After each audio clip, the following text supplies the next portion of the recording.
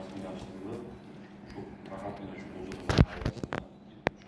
shug'ullanib, shu mahalla banklarni moliyalashtirishni yo'lga qo'ydi. Endi oldin hammayoqda havoliylar bor, keyin oilaviy tadbirkorlik bo'ladi. Oilaviy tadbirkorlik bo'ladi. Buni so'rasa hammayoqda oilaviy tadbirkorlik yoki oilaviy tadbirkorlik produkt bo'lardi. Bank mahsuloti bo'ladi. Bu yildan boshlab hamma bank o'zi biriktirilgan mahallasiga turli turdagi bank mahsulotlarini taklif qiladi. Biznesga birinchi qadam chiqdi. Keyin biznesga yil boshidan berilgan resurslar haqiqatan sizlar mahallalarga yetib bergan yo'l. Shu resurslardan nafaqat infratuzilma resurslari, menimcha hamma bu yerda og'ir mahallalar bo'lsa kerak, og'ir mahallalarga bu yil mana aralani betonlashga, asfalt yotqizishga, suv chiqarib berishga, stalba o'rnatishga, chiroqlar o'rnatishga yil boshidan resurslar berildi og'ir mahallalarga. Shular qanaqa ta'sir qiladi? Hammasi bizda platforma tashkil etilgan, hamma rahbarlarni shu konstitutsiya tuzilishi bo'yicha alohida platforma tashkil etilgan.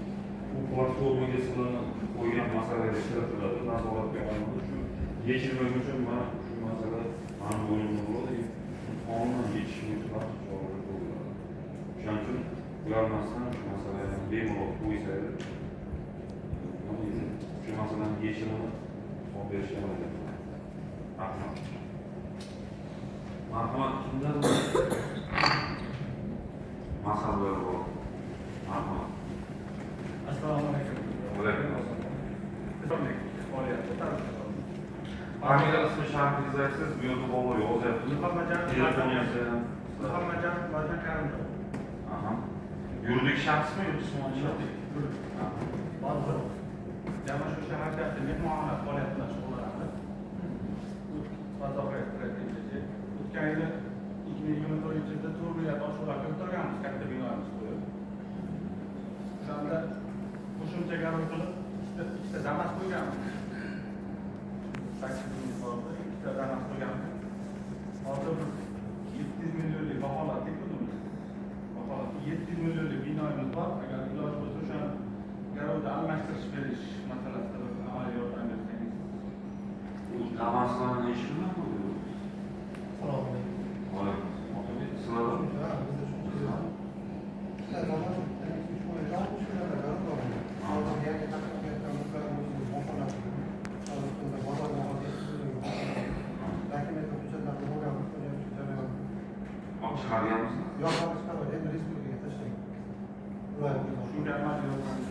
Masala yo'q. Agar o'sha chiqaraman degandan yetimlarga garov bersangiz, masala yo'q. Dokument chiqarganligini aytib qo'ying. Yo'q. Yozishdan beraman. Mana shundan. Marhamat. Tadbirkorlarni chaqirmoqchilar, bu yerda hamma shu da'vatni mahalla. Assalomu alaykum. Mutaxannis. Hop, men Qishaliyev. Quvonchbek Shijoatchi kanallar rahbariman. 2012-yilda tashkil qo'ygan kanallarimiz. Mana shu kerakli ijozimiz. Hop, 2025-yilda 24-iyunda 148 sonli shartnoma asosida 50 million kredit olindi. Mana shu ishlatib kelyapmiz. Endi bizga qo'shimcha 100 million kredit olsa bo'ladi. Faqat endi bizda muammo bor.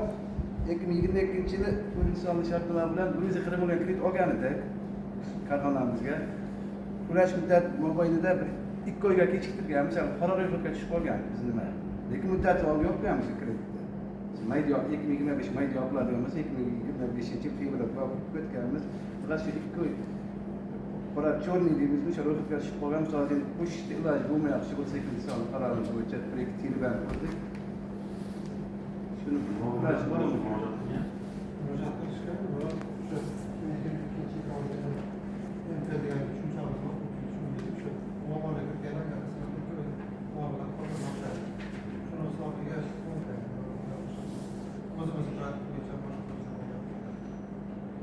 tartib qo'yishsa, ularni o'zimiz tartib qo'ysak. To'g'ri.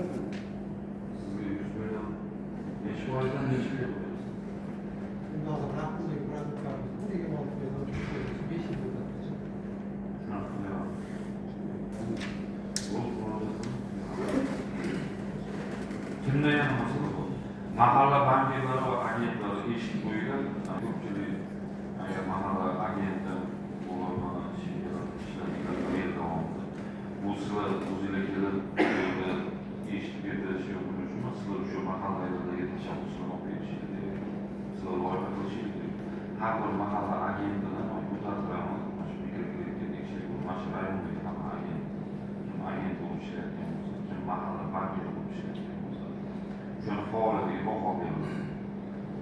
O'shaning uchun o'zinglar bo'yida qani bu sizlarda